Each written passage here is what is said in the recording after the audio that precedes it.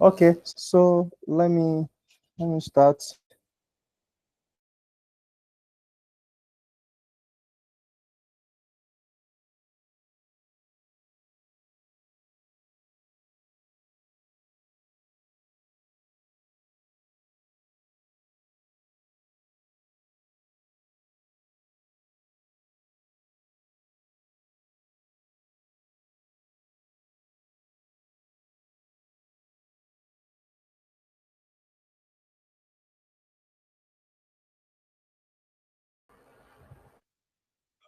Okay, so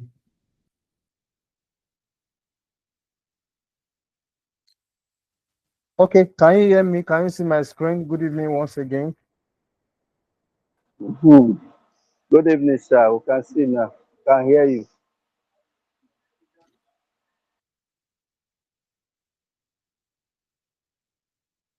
Can I confirm from one other person before we start? Yes, sir. Yes, I can hear you. All right, thank you. All right, thank you. Okay,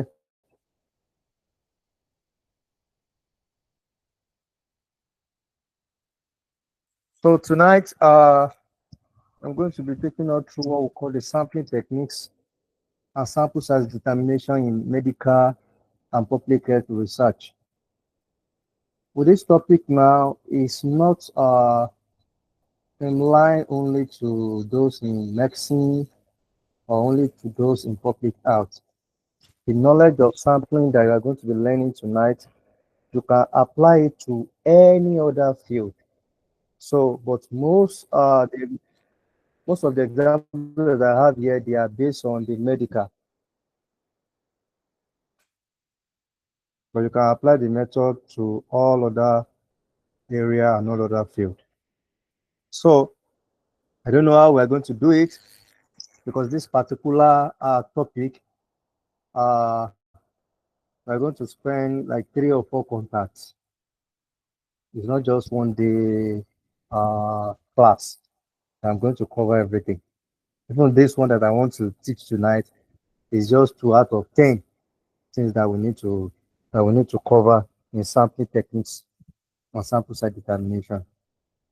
Sampling techniques and sample size determination is very, very important in all fields. If you want to carry out any research or you want to work on any project, you have to determine the sample that you are working with. We can't work with the entire population because of the cost, because of the time factor, and some other things that we do not plan for. So putting all the whole population in consideration, you want to carry out the research on them is going to take much of the time. That is why we we normally use sampling method. And then in using sampling method, we have different types. So those are the things that we're going to be checking tonight. So I'm going to give room for question, but just make sure that just write your question down at the end of the class or when we get to the middle of the class. I'm going to give room for the question. So what is the objective of tonight's course? Although we may not be able to finish all these objectives tonight, but these are the key objectives that we're going to be looking at. Now, number one is understanding the fundamental of sampling. Maybe you've heard sampling before or you've not heard sampling before. So define key sampling concepts such as the population. You've heard about the population before. Then the sample. Sample is the subset of population. What did I mean by sample is a subset of population? Is that you can find sample inside the population. That is what I mean by sample is the subset of the population.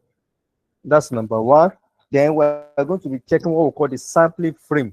What did they mean by sampling frame? So we're going to be checking what they mean by the sampling frame. So tonight, and also we're going to be checking what we call the sampling unit. We're going to be checking what we call the sampling unit. Just a minute, please. Clear.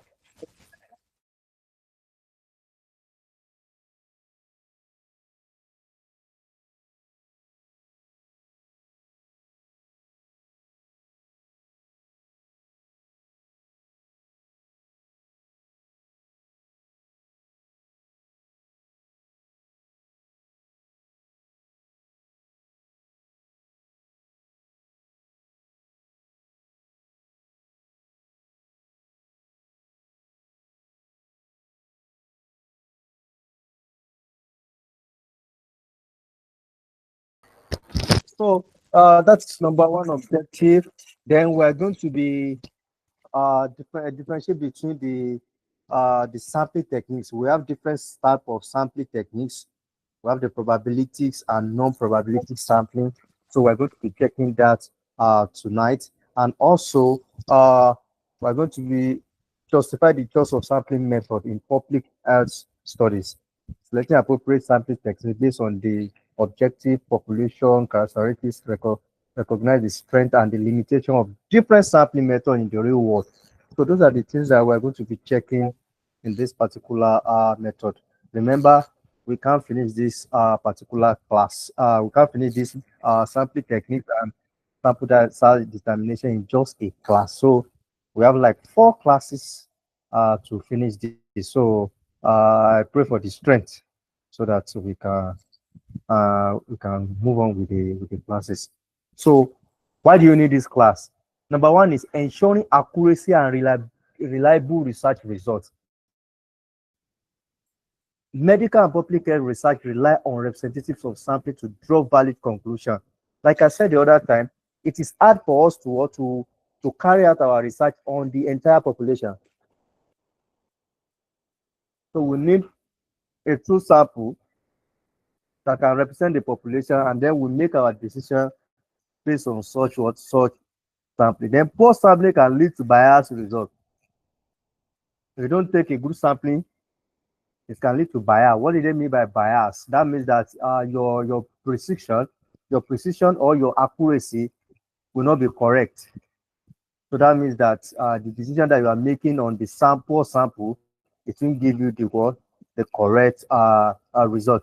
Then number 2, enhance decision making in public health. So most public health research will base it on sampling, except for some of the research that the whole population is not much.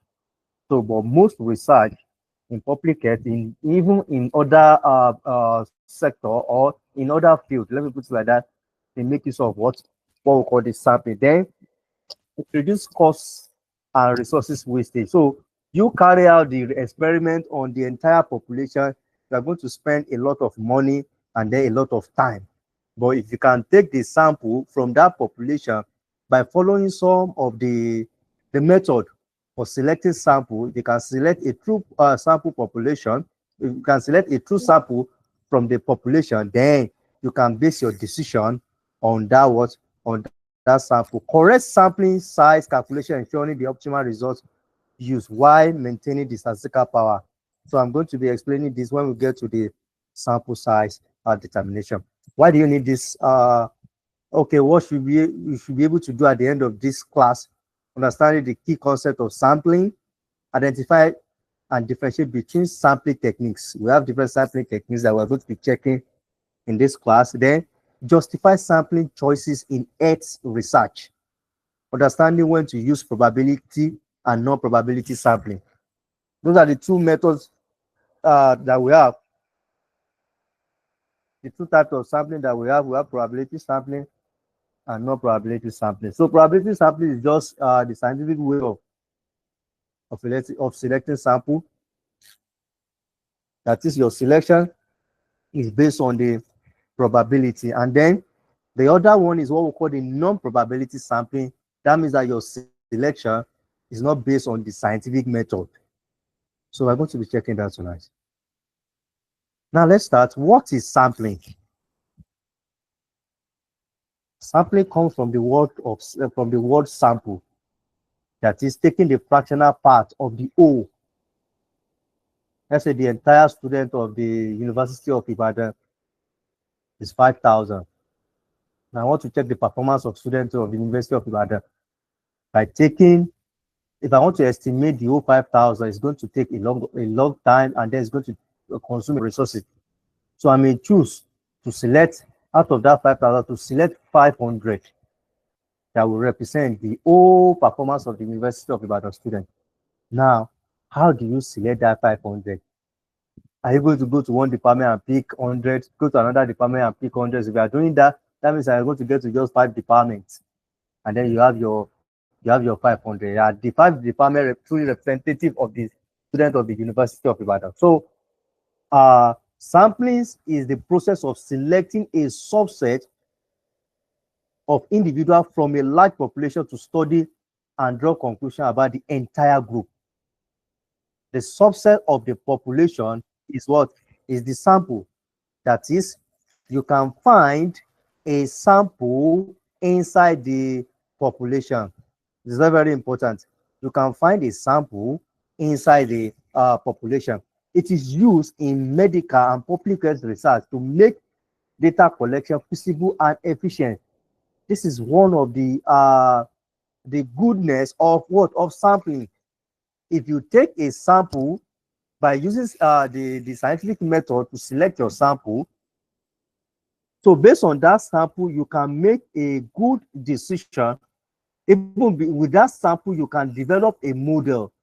With that sample, you can make a good precision, and then your model will have with the highest precision, and then the power of your model will be increased. So based on the sampling, so it means that taking a sample is very, very crucial in any of your research, be it the health research, be it in finance research, be it in agriculture, be it in engineering, in any research.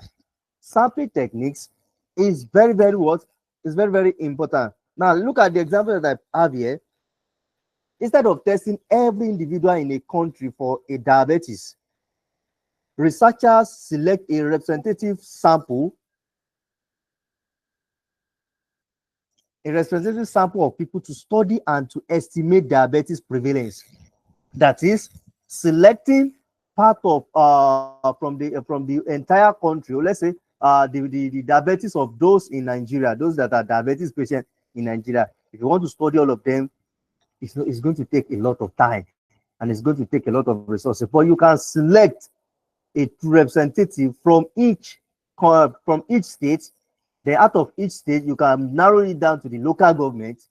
Then out of the local government, you can still narrow it down to, okay, how many health centers that are treating or that are running that are designed for diabetes is in each of the local governments. So from there, you can select, okay, this particular health center, they are into diabetes patient. Then you can, from that health center, then you can select not even everyone that has been diagnosed of diabetes that you are going to be selected in your sample. You still have some method that you are still going to use in selecting it. So by the time you select with those methods, then the sample that you have cannot be generalized to be what? A truly representative of those people in Nigeria that have diabetes. So from there, if you are making any intervention, or if you are making any decision, that means that you have a true representative sample that you can use to make the decision, and then to make generalization about what?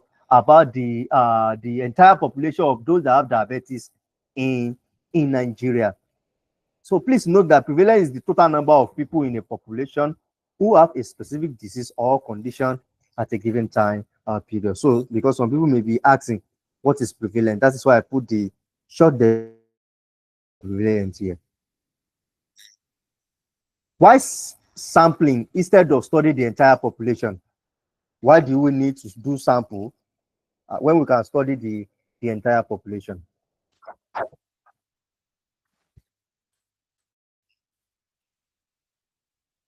Number one is that it saves time and cost. Studying the entire population is expensive and time consuming. You know, I've said this the other time. That is one of the goals of sampling.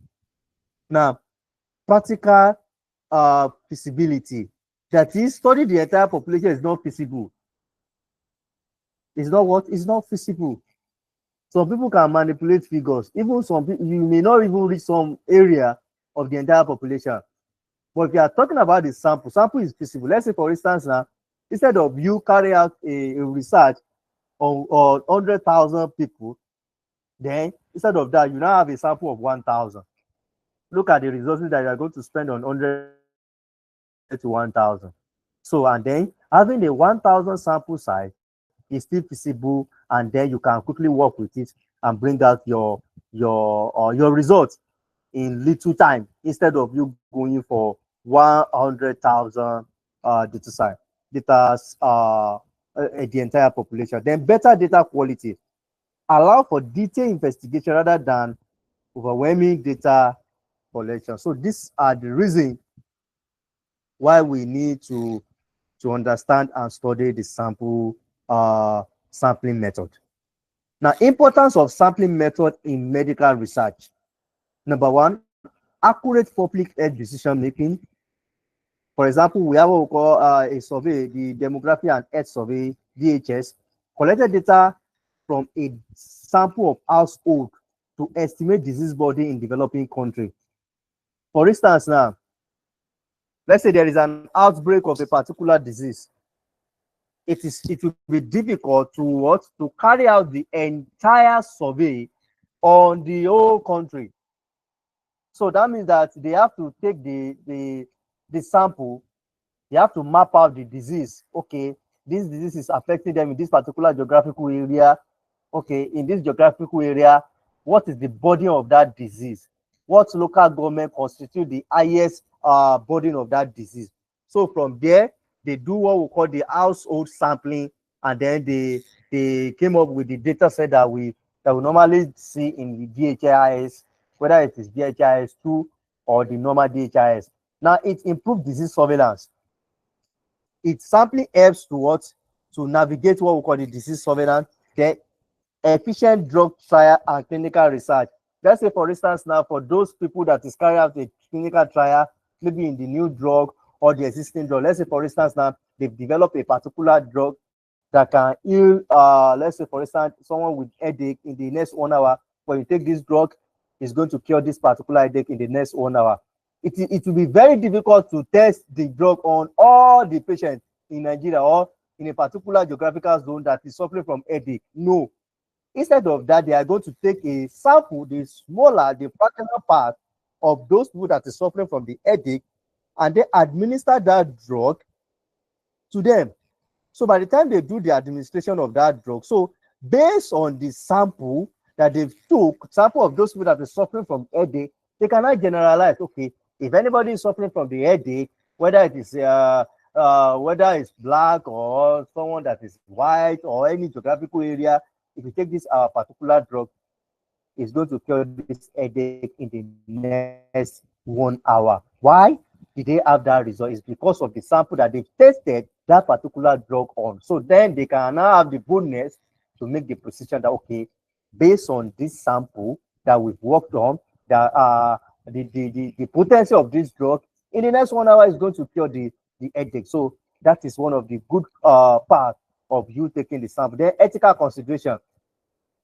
For any research that you want to take the ethical approval, it is difficult for them to give you ethical approval for the whole population. What if there is adverse reaction? Let's say, for instance, now there is a particular drug or a particular vaccine or injection that you've developed, and you now want to try it on the entire population. What if it started killing people? What if there is a bad side of that vaccine? So that means that it's going to affect the entire population. So in collecting the ethical approval, they cannot give you ethical approval for you to carry out all your research on the entire population. It is not what? It is not possible.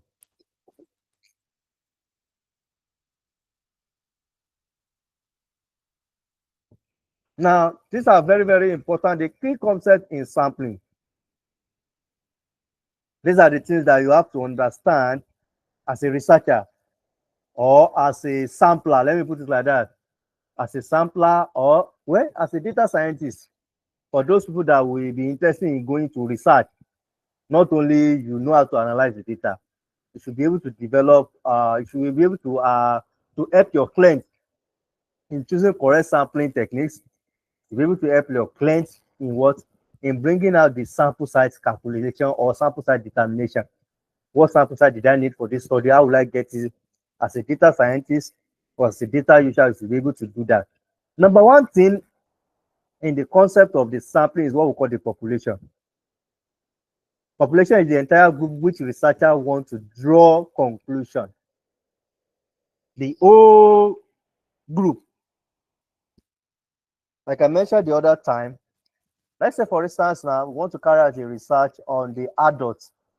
between the age of, let's say, between the age of 18 to, let's say, to 45. Let's say youth, let me put it like that, between the age of 18 to 45. So if you are picking any sample size from that one, it's going to be from that range. So that entire population of youth, which are within the age of 18 to, those within the age of 18 to 45 are called the population for the what? For the youth.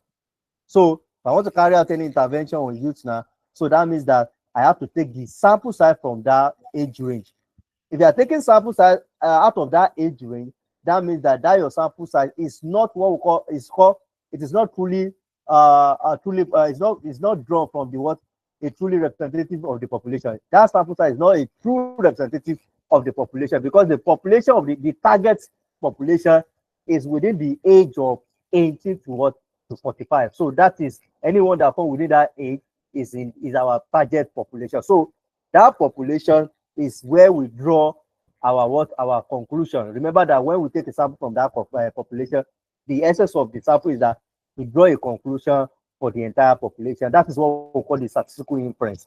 The ability for you to take your sample, or to take a sample for an entire population, and then now use that sample based on the analysis and some other things that you perform on that sample to now infer back to the population, is what we call the statistical inference. So another one is what we call, like, let's say for example, now look at the example that we have here, all people with diabetes in Nigeria, that is population. Then all pregnant women in a city, that's another population. Then sample, a subset of the population selected for the study is called the sample. Please put that one at the back of your mind, that the subset of the population is what we call the sample.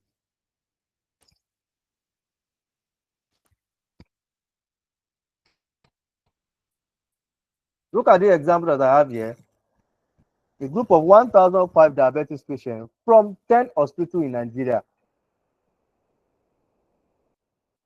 50 pregnant women selected from a city maternity center. So those are samples. Another one is what we call the sampling frame. Sampling frame is very, very important. Sampling frame contains the list of all eligible participants. What did I mean by that? Let's say in your study now, you want to study those that they have that they are hypertensive. Let me put it like that, with the high blood pressure. Now, this list of those that have been tested, that they have the hypertension, the list that contain them, that you want to draw, that you want to pick sample from, is what we call the sampling frame. Sampling frame is very, very important. You have to know those people that you want to select sample from. So when you now have them on the record, it is what we call the sampling frame. A list or database of all eligible units from which sample is drawn. Let's say, for instance, now in your population, you have 500 people that have tested for COVID-19. And in that 500 people, you just need only 100. Now you are drawing 100 from that 500 people, where 500 people are listed, whether in the, let's say in the Excel sheet, or whether it is written down somewhere.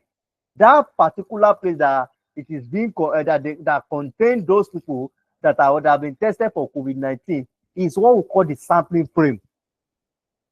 So in selecting your sample, you have to define your sampling frame. It is very, very important. For instance, like a hospital patient register used to randomize select patients for a diabetes study. So that register that you are seeing in hospital, that they normally take attendance for, it is what we call the sampling frame. For those people in education, remember that if they want to draw, if you want to pick a particular student, they will tell you that, okay, let's check the register. That register that contains the information of that student is what we call the sampling what? The sampling frame. It is very, very important.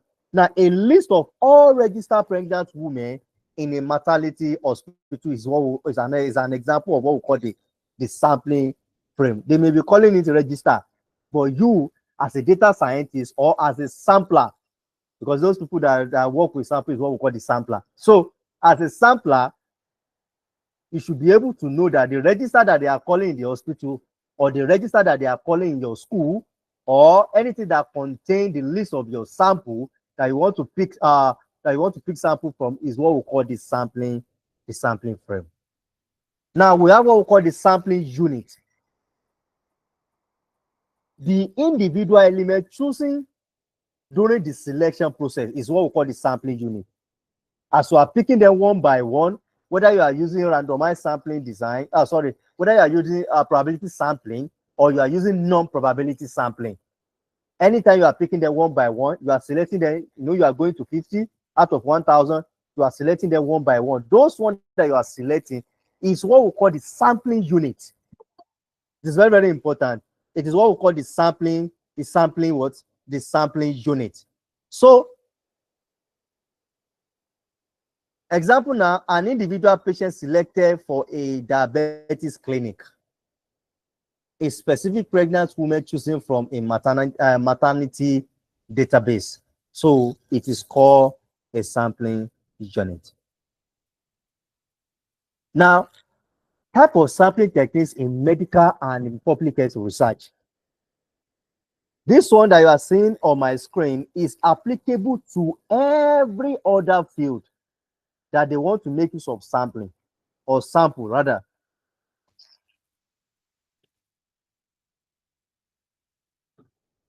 It is not only restricted to medical. Remember that I told us that the reason why I use the word medical or public is that most of the examples that I had here is basically on medicine and public health. Because initially, those that I want to take this course, they are from public health. So I just think that, okay, let me extend that opportunity to as many people that want to learn sampling. So that's why I have to put the link out.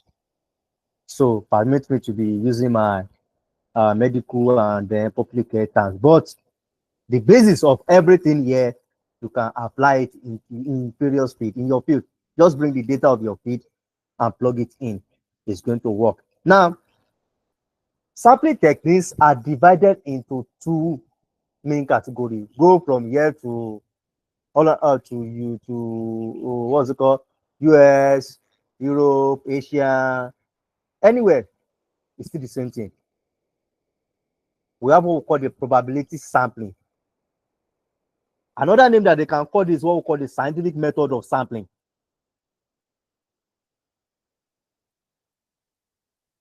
Why do we call it probability sampling? Why do we call it scientific method of sampling? It's because every individual in your sampling or every individual in your population, they have equal chances of being selected. That is, it does not matter whether they are rich or poor. It does not matter whether they are tall or short. It does not matter the level of their education. So far, all of you are in the same population. All of you have equal chances of being selected. That is why we call it a scientific method. It is not biased. It is not because I know you. That is why I select you to be part of the intervention. It is not because we are blood related. That's why I have to give you the opportunity. No. Everybody, whether I know you or I did not know you, population, you have equal chances of being selected. That is what we call the probability sampling. Now, the second one is what we call non-probability sampling. That is, it is based on your discretion. Example, we have judgmental, we have the quota. In my school here in UI, if they want to take undergraduates, University of Ibadan, they always be a catchment area. Like the cutoff mark for those in the southwest different from those in the north. I can't remember the name that they normally call them.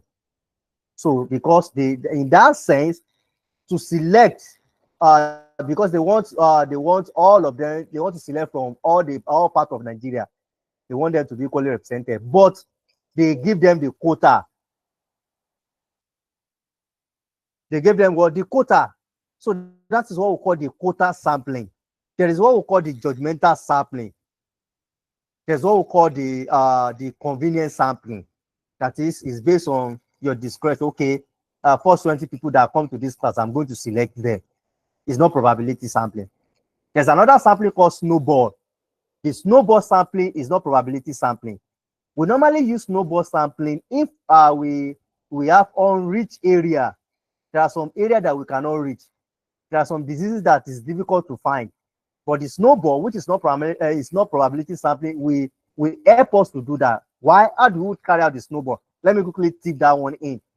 Let's say, for instance, now I'm looking for those with hunchback.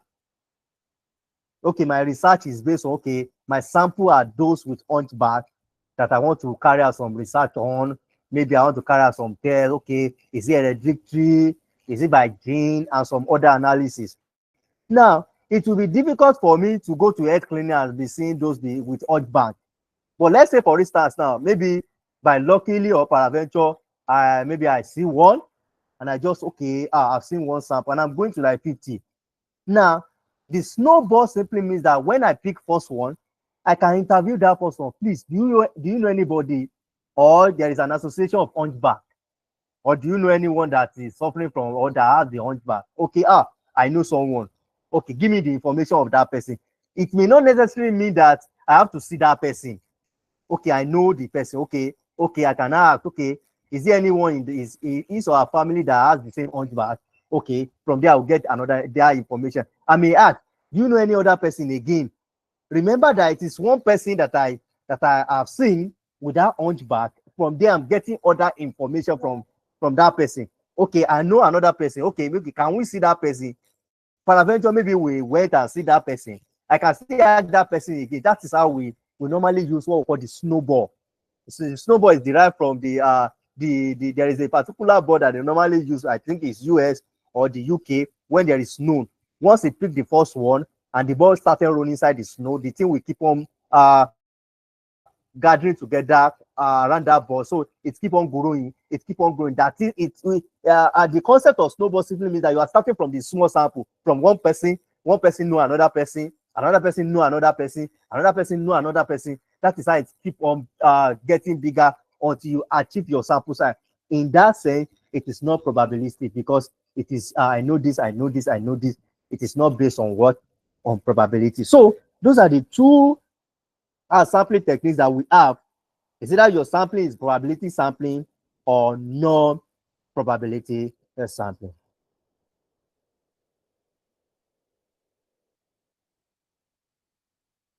Can you still hear me, please? I need response. Can you hear me? Can you see my screen? Yes, sir. Yes, we can hear you, sir. All right, thank you. Let's move on, please. Now, I'm going to start with probability sampling. Even this probability sampling, we are just going to take just two tonight.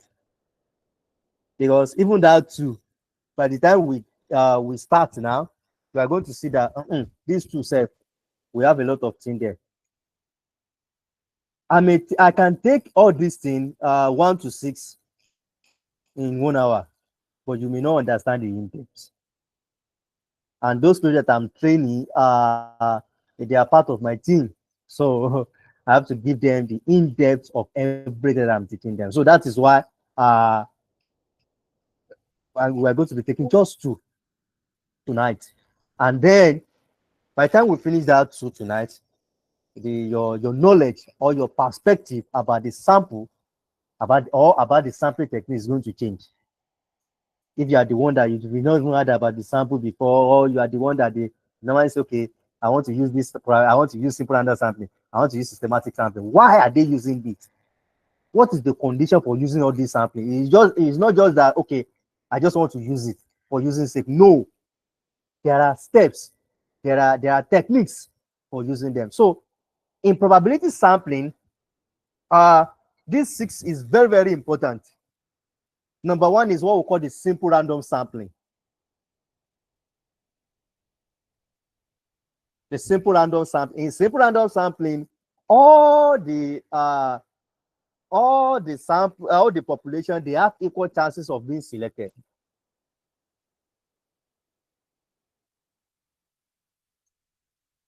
let's say for instance now, those people that normally do balloting, remember that if they want to select 10 people out of 50, they will put all the 50 inside the what? Inside the ballot. They may call it ballot box or anything. And they will roll it and roll it and roll it and roll it. They will pick the first one. The first person that they picked, that is not mean that that person has the higher probability of being chosen. No. Every sample in that ballot box, they have equal chances of being chosen. Some people call it luck. Well, that's their own perspective. But each of the sample in that ballot box, they have equal chances of being selected. So in that sense, it is what we call simple random sampling.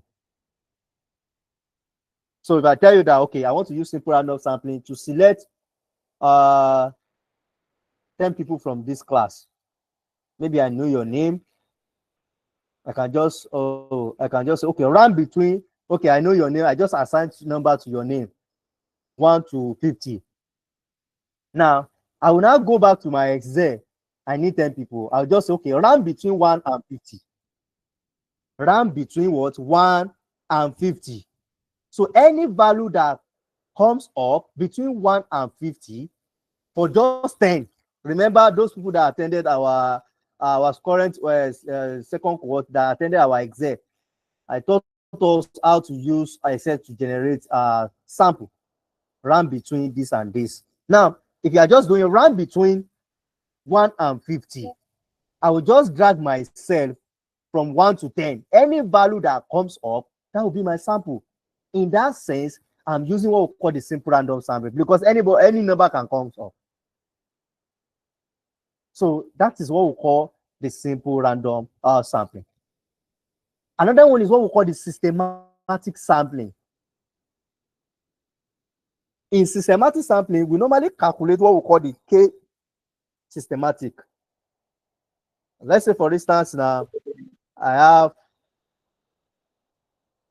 the total population to be 500 and I need 50 samples. I'm going to calculate my K, which means that the K in systematic sampling, it simply means the population, which is 500, divided by the sample, which is 50. I'm going to have my K. So by the time I do that, I'm going to get what? I'm going to get 10. So that 10 is my K. So I'm going to select the first sample between 1 and 10 randomly by using random number generation or by using system to generate it. Let's say run between 1 and 10. But I just need the first one. So that means that immediately I press enter using my Excel, run between 1 and 10, and I press enter. The first value that is going to show up, that will be my first sample.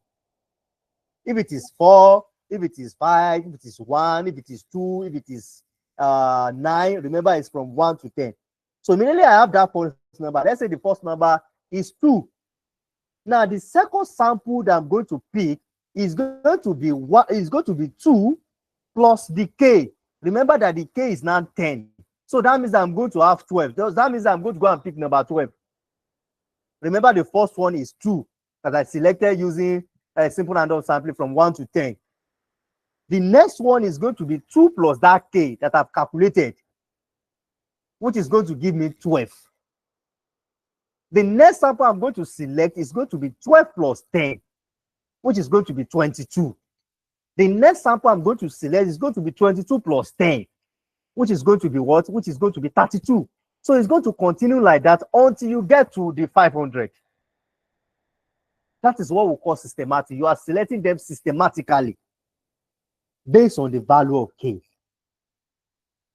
That is what we call the systematic sampling.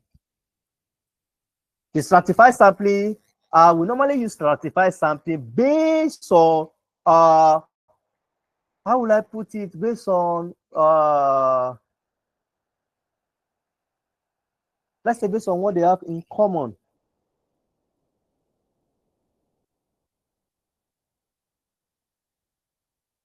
Let's say, for instance, now, I want to carry out a survey. I want to carry out a research in Nigeria. I want to carry out a research in Nigeria now, and I want to use what we call the stratified sampling. That means that the first thing is that I want to stratify them based on the region. Remember that if I'm picking Southwest, I have states in Southwest. But the next one is the we have the North. Let's say we have the North, we have the South, and then we have the East.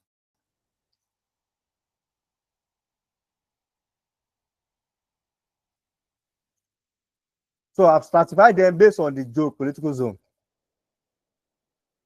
Now, from each stratum, remember that stratify is just the plural of the stratum. The plural of stratum is stratify. So that means that one by one, each zone is now stratum. Now, in each stratum, I cannot perform simple random sampling to select states. Remember, I started from Nigeria. Nigeria is the population. I divide them to geographical zone, which is the whole strata there. I have the strata, which is the geographical zone. From each of the geographical zone is now the stratum. So from each of the stratum, if I'm now selecting states or I'm selecting local government from each of the stratum, I cannot perform the simple random sampling to select the final sample. So in that case, it is what we call the stratified random sampling. When we get to stratified random sampling, I'm going to talk more on that because the stratified random sampling is not part of what we want to teach tonight. Then the cluster sampling is it also is part of the sampling techniques that we normally use to classify our population based on what let's say for instance now the ethnicity, the Hausas, the Yorubas, the Igbos, or based on the disease that come on. Okay, there is an outbreak of a particular disease in the north. Okay, the disease is common with the Hausas, or there is a particular disease that common among Yorubas, or there is a particular disease that common among Igbos. So by the time you do that, the cluster means that how will I put it together? The disease is being affected by a particular zone. That is, I'm trying to look for I don't want to use a language that you don't understand. That is, there is a particular disease that pertains to this particular set of people, or this particular set of region, or this particular set of what's it called, the language. So in that sense, if you can they call them cluster. That is, they are from clustering. So that means that the disease make them to come together, or the language connected them together. That is, one single language can connect, or we can divide Nigeria based on language. So okay, the Hausa, the Yoruba, and the Igbo. So in that sense, if you want to carry out a sampling, or you want to carry out the research on them, and you need sampling, you have to do a sampling technique. So they are being classified based on the main thing that they have in common. So the main thing that they have in common is what we call the cluster. They are being clustered together by the language. They are being clustered together by by a particular disease. So, and then we have what they call the multi-stage sampling. The multi-stage sampling means that carry out your sampling process, you must have more than one stage. Immediately you move down, if you move more than one stage, is now the multi-stage sampling. Then we have the proportional allocation. I think you are going to understand the concept of proportional allocation by using Nigeria budget as an example. Remember that they normally allocate, sometimes they allocate based on the population.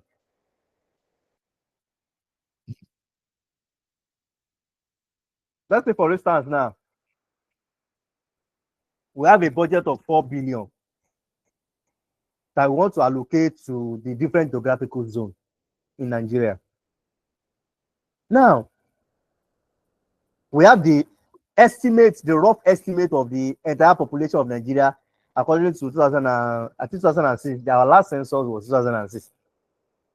Now, how do they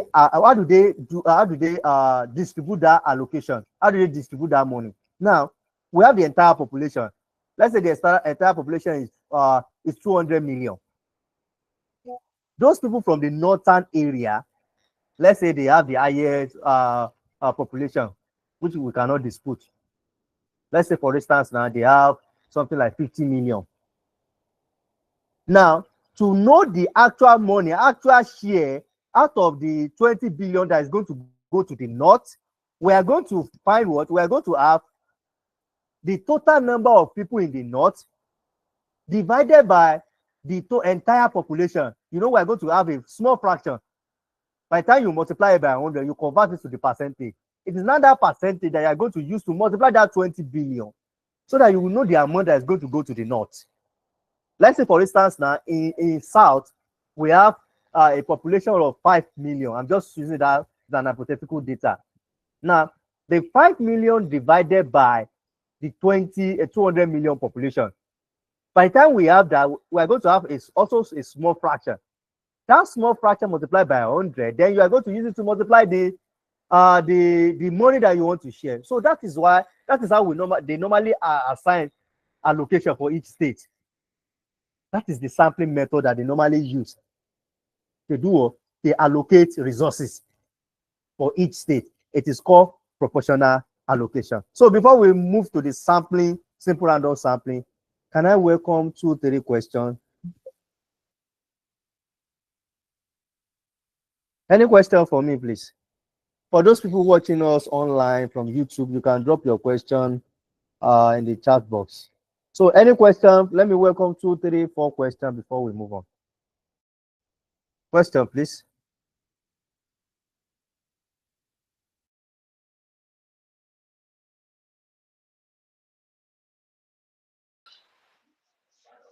Hello, sir. Thank you, sir, for the lecture. It's quite clear and educative. Please, sir, I just want you to throw light on the difference between stratified sampling and cluster sampling. Thank you, sir. And when do you use them?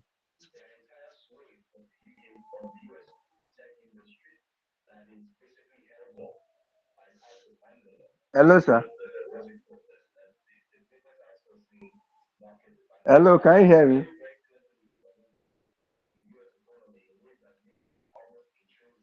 Hello, can you hear me?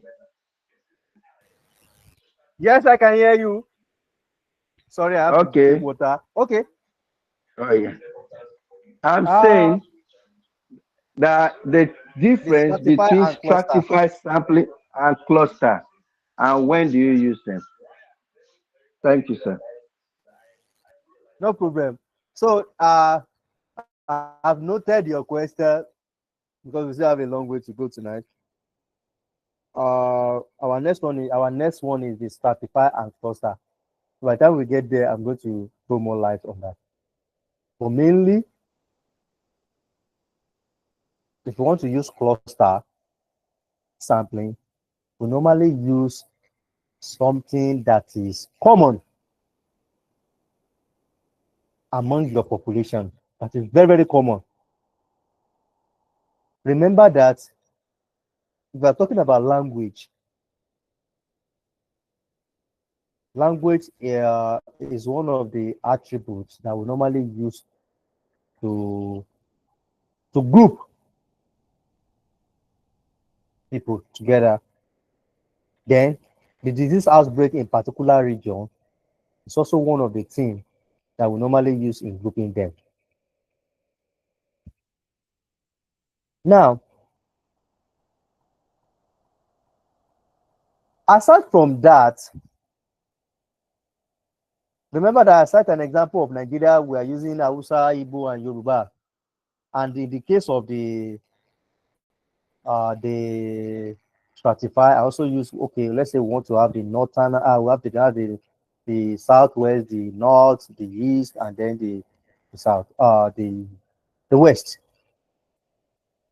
Now, in a situation whereby we can use a common thing, or how will I put it? I don't want to use the, what's it called? I don't want to use the statistical method. I don't want to use statistical language. Okay, let's move it to the next class, please. So that I will have look for a simple language that I can use to explain better. So please note that question when we get to the next class. Okay, sir. Thank Now, you, sir. simple, all right, simple random sampling is a probability sampling method where each individual in the population has an equal and independent chance of being selected. Please, let's move our mic.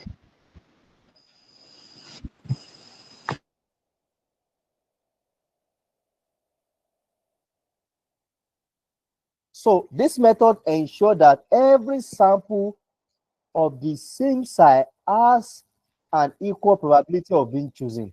I've explained this the other time. That is simple random sampling for you. Every representative, they have equal chances of being what? Of being selected. Look at the example that I have here. Suppose a hospital has 1,000 patients and a researcher wanted to select 100 for his study.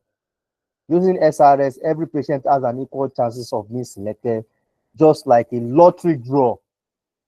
That's what I've explained the other time. Just like you are using a ballot box to select your sample.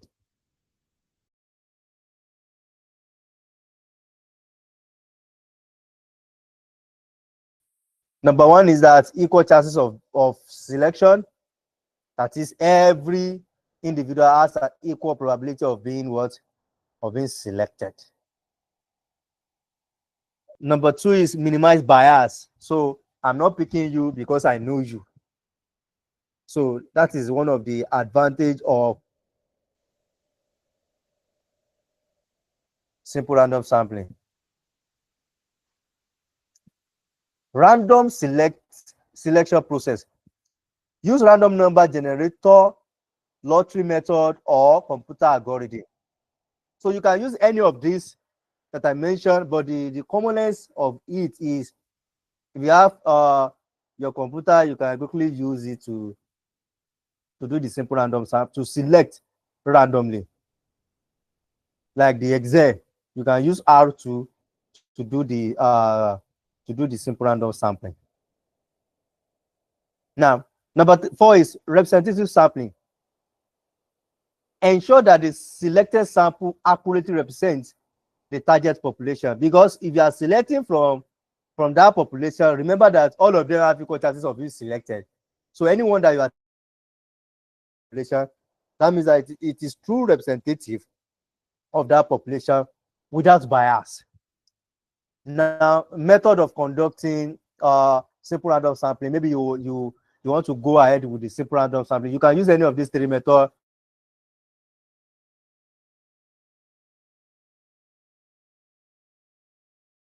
Method, I don't, okay, they still use it. But it's been long. I think it was when I was in 100 level that I saw something like that, random number table method. But the computer generated random selection, that's what we're using now. Best for large sample. Just go to your Excel, run between this and this, then you run it. Advantage of simple random sampling. Number one, eliminate selection bias. Number two, easy to implement. And number three, highly representative. Then the statistical validity. Now, what is the disadvantage? Not feasible for large population. When you have a large population, it is difficult to use simple random sampling. Like the example that I have here, if you have millions of people, it is difficult to use what? Simple random sampling. Number two is time consuming. So it's going to take a lot of time. If done manually, the process can be slow, then require a complete sampling frame, which may not be available. Now look at this. When to use simple random sampling in medical and public health. Look at this research scenario that I have here. small study with well-defined population, e.g. 300 patients in the hospital, yes, you can use simple random sampling. Large-scale survey, e.g. neonatal, national health survey, no, we cannot use simple random sampling. Is that we use stratify or cluster sampling is better. So when we get to stratify and cluster sampling, I'm going to dwell more on that. Now, randomized control trial. Yes, you can use simple random sampling to select your participant into treatment and control group. So you can use what simple random sampling.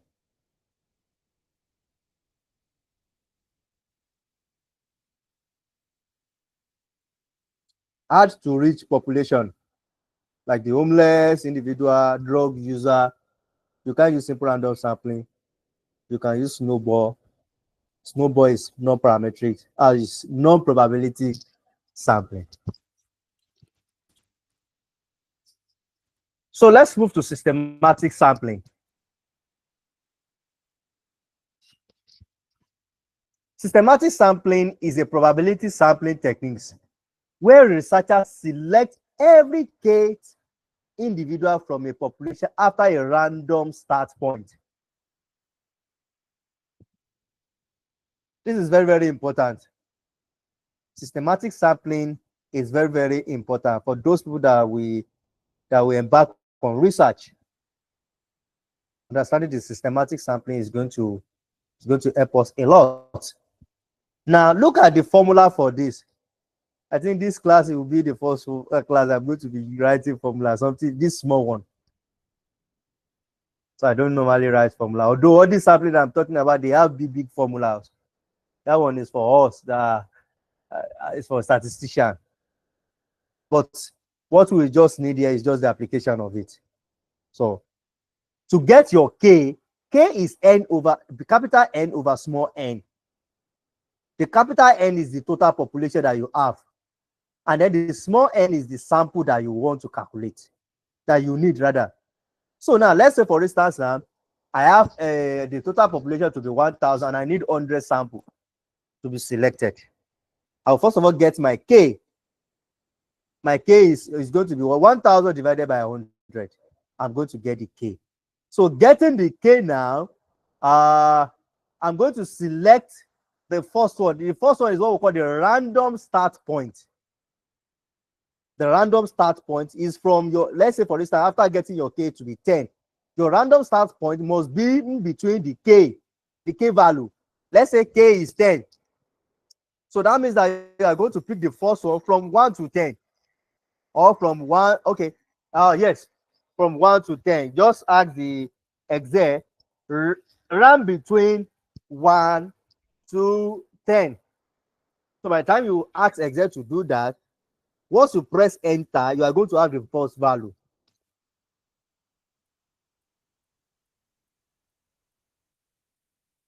Let's say the first value is 1.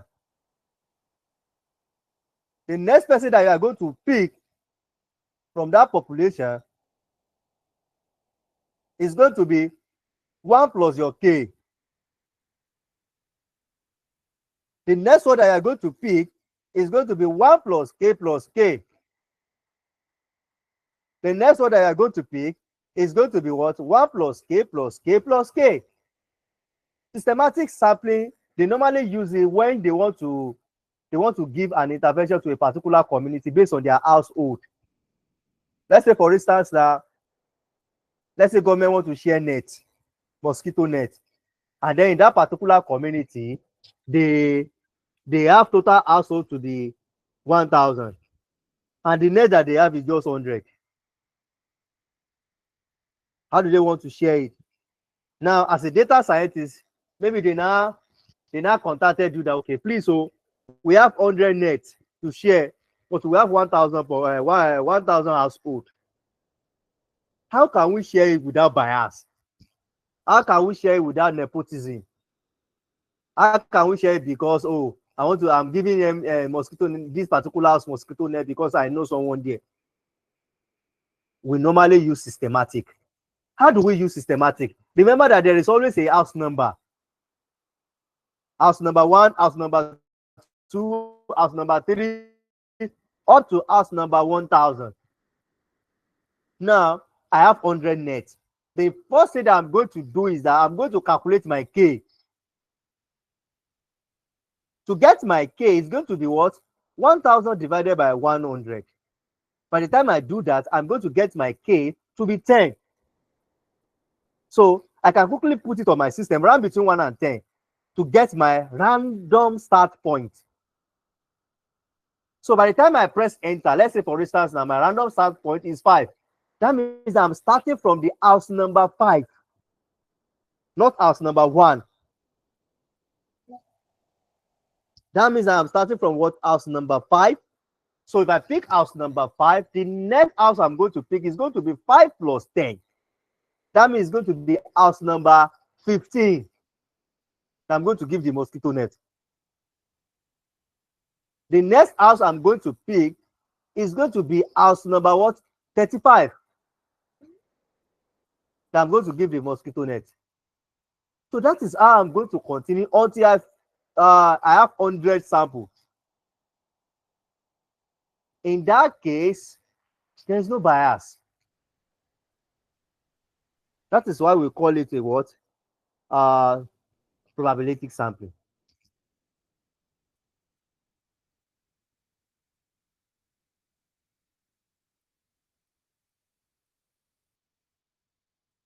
We also have a key feature for systematic sampling. Number 1 is equal chances of selection. Every individual has a chance of being what? Being chosen. For selection depends on the interval. That's one of its own disadvantage. Remember that assuming our random start point is 1, automatically someone house number 11 is going to receive mosquito net. Immediately our random start is not from 1. That means house number 11 is not going to receive the mosquito net. It's because it follows interval like that. But so far that we are picking the first person or the first house using the random sampling techniques, simple random sampling. So that means that particular sampling techniques follow a probability sampling. Now, the next one is less work than the simple random sampling. No need for assigned numbers to every individual. You don't need to do what? You don't need to you have to put, okay, let's say for instance now I want to number the house 1 to let's say for instance 1 to 1000, and I start picking one by one. Just to let us understand. That's why I mentioned the other time that let's say we have the house number from 1 to 1000. You may not number the house. You can just use the simple random sampling to pick the first house or the second house. Then you count the next house 1, 2, 3, 4, 5, 7, 8, 9, 10. You give them the mosquito net. You count the next 10 house again 1, 2, 3, 4, 5, 7, 8, 9, 10. But if I'm doing that for those people that are educated, I can simply use number for them. Like for instance, the way I'm teaching you now, that's why I have to use number. Add that K to the next house, to the current house that you just give the mosquito net. You have the next one. Now, evenly distributed sampling, reduce clustering and ensuring good coverage require a sampling frame. How many people are in that local government? How many households are in that local government? How many children are in that local government? How many pregnant women are in that local government? So those are the things that we have to know. And once we get them, it is called the sampling frame. I've explained the sampling frame.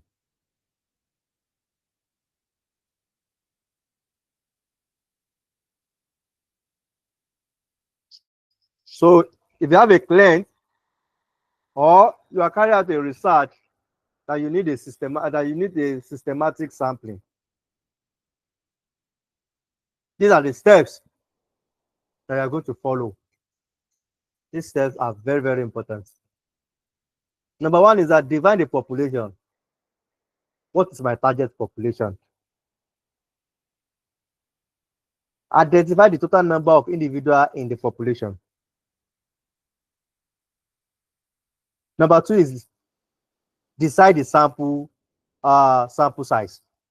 How many samples did I want to select from this population? The next one is you are going to calculate the sampling interval, which is K.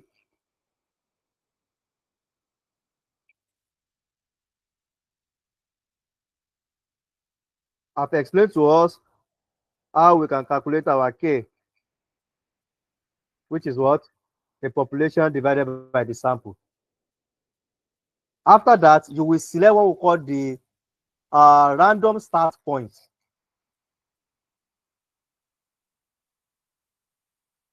Then select every K individual.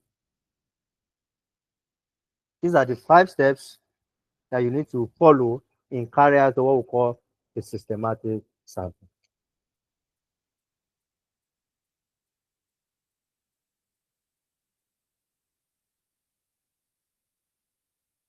This one is just an assignment that you don't need to submit, but just use this for practice for this systematic review, systematic sampling.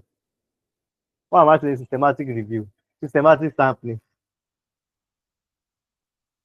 A researcher wants to select 80 hypertensive patients from a list of 800 patients at a hospital. Using systematic sampling, calculate the K, list out all the possible samples. So it's for you. So maybe if you are true, or maybe you after carry out this assignment, well, you may send it to my DM. Just look at it, and we'll move on. Now, what is the advantages of systematic sampling? Easy to use, require less effort compared to simple random sampling. You know, simple random sampling, you just rolling, you keep on rolling the ballot box to be picking, to be picking, to be picking. Number 2, ensure even coverage faster than random sampling. Good for large population.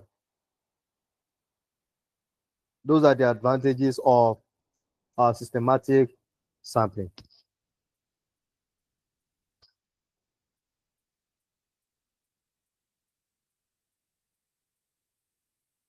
Require a complete list of population.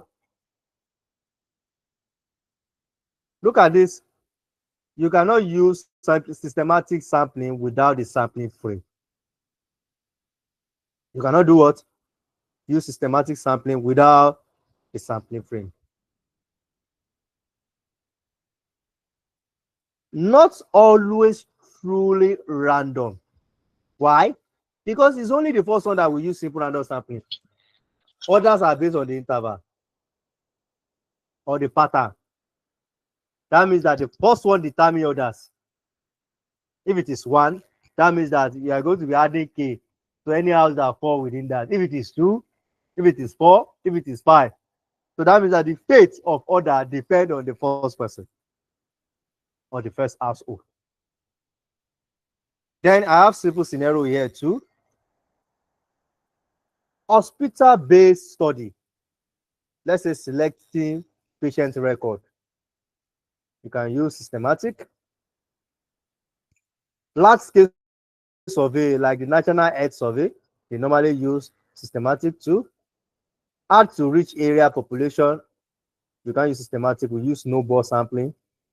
Population with cycling pattern. What did I mean by cycling pattern? You look at this. Patient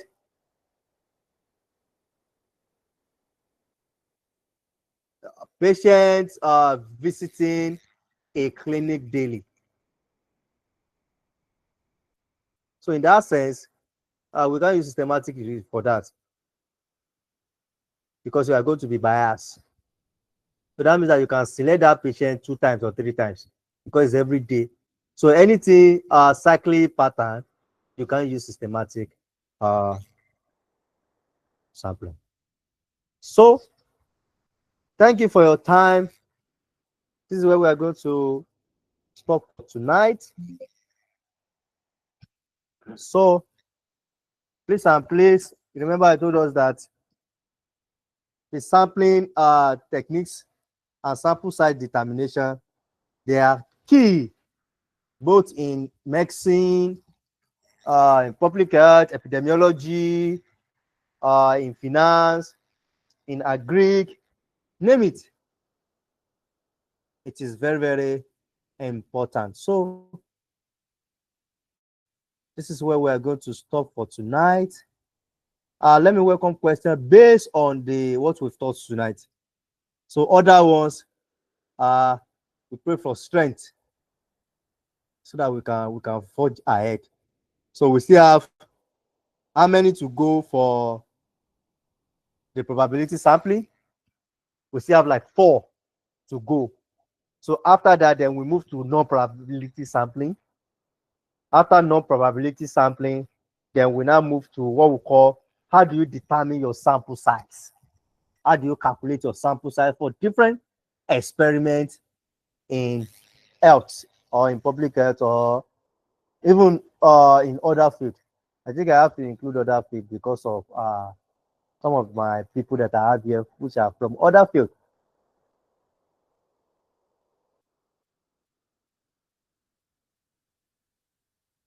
So Sir, any please, I question for have me a before we call question. it a night? Yes, I have a question, sir. Thank you Go ahead, thank please. you very much for the class. I'm not sure if you've mentioned it already, so sorry if it might be repetitive. So I wanted to ask that, for example, if I want to carry out a research amongst diabetic patients, and maybe I want to use a hospital setting or maybe amongst the general population, like how am I going to, what will be the factor that would determine how many people I'm going to use?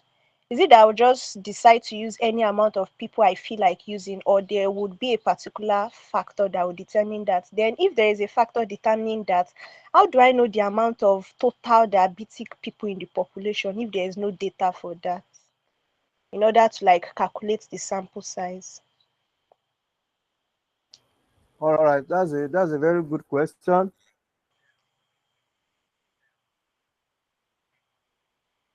Okay. Now, in calculating the sample size, we have different approaches. There's what we call the prevalence of those with diabetes.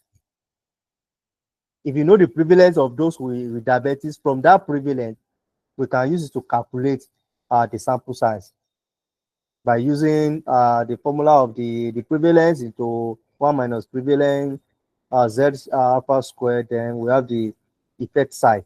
So when we get to sample size determination, I'm going to explain better on that. Then once you have that, in the record of hospital that you want to access, they may have the total number of registered patients with diabetes. So from there, remember that you know your prevalence of diabetes, maybe in Nigeria or in the state, or but if you don't know the prevalence, there's what we call adaptation from the past study. You can adapt prevalence from the past study. So once you adapt the prevalence from the past study, from there you can do what? You can get your sample size. Now let us now say, for instance, now you have your sample size to be 100, and then you have the total patients that they have diabetes.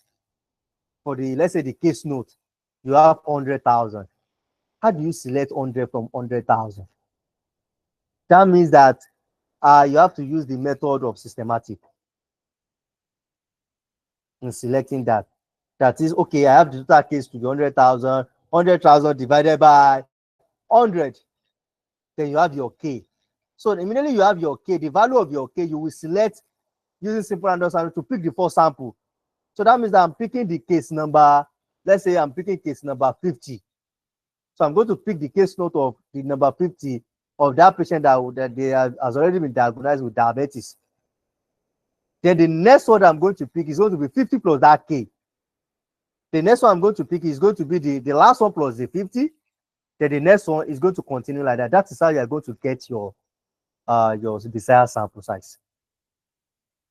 So another way is that after getting your sample size and then the total number of people that you have in that particular hospital is not up to that your sample size. That means that you did not reach the target audience or the target sample that you are looking for. So that means that you are going to use all sample that you have in that particular hospital for that research. And please remember that, well, okay, maybe when we get to the sample size determination, but let me say this. Remember that if you are calculating your sample size, there is what we call the non-response rate. That is, if I want to target 100, if I want to use 100 sample, let me target 110 participants. Because out of that 110 participants, 5 of them may not give me the result, or 5 of them may not answer, or I may not have the full data set in like a 5 cases. Let's say I'm checking the record. Now, but if I just restrict myself to, okay, it is 100 samples I'm looking for, I'm going to check 100 case notes. That means that immediately I didn't have complete case note for like 5 people. That means I'm going to have 95 for my sample, which is not up to my target. So that is why we normally say, okay, calculate the 10% non-response rate. That is the 10% of the sample that you want to carry out. So if your sample is 100, calculate the 10%. The 10% of 100 is going to be what? It's going to be 10. So add it to your sample. So that means that you are targeting 110. At the end of the day, it is 100 that you need. Out of that what? Out of that 110. So that is how we normally go about you selecting your samples for your study. I don't know, maybe I've answered your question, please. Thank you, sir. Yes.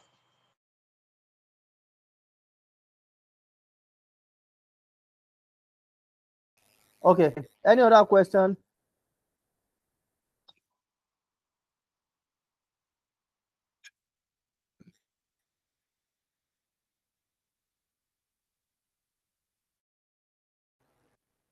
So in the absence of none, this is where we are going to call it a night.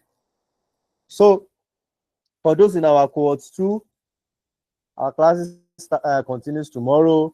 We're going to conclude the part of SPSS tomorrow. And then next week, we're going to start with our R programming language. Don't let us get tired. And then let us put our hand on data sets. Let us start practicing it. Doing your analysis, if you have any challenges, just message me. And those people that have been doing that, I commend your effort. Well done. And then if you send me a message and I've not replied, remember that I'm still going to reply. I have a lot on my table. So most of my messages, I normally reply them starting from 12 a.m. at night. So I will reply everything, then I will push the remaining one to the next day. So thank you so much for your time. So next week, by God's grace, if you have time, we're still going to continue with this. Although I have an advanced class that I'm taking on machine learning, but where I have their document and the code, that was on my former system, and that system got crashed. So I have to formulate another slide and another code. So that is why, for those people in my advanced class, that's why you have not been seeing me online to come and take the advanced class. So I'm still going to do that. Remember that we're still on our machine learning. So we've talked about so we're talking about the supervisor. We've talked about the logistic. So it still remains the k-nearest neighbor, decision tree, random forest, and some other things like that. So I'm going to work on that. Please and please. Thank you so much for your time. So see you tomorrow in our cohort 2 data analysis camp. Thank you so much. Have a lovely ride, girls. Thank you. Thank you very much. God bless you, sir. Good night.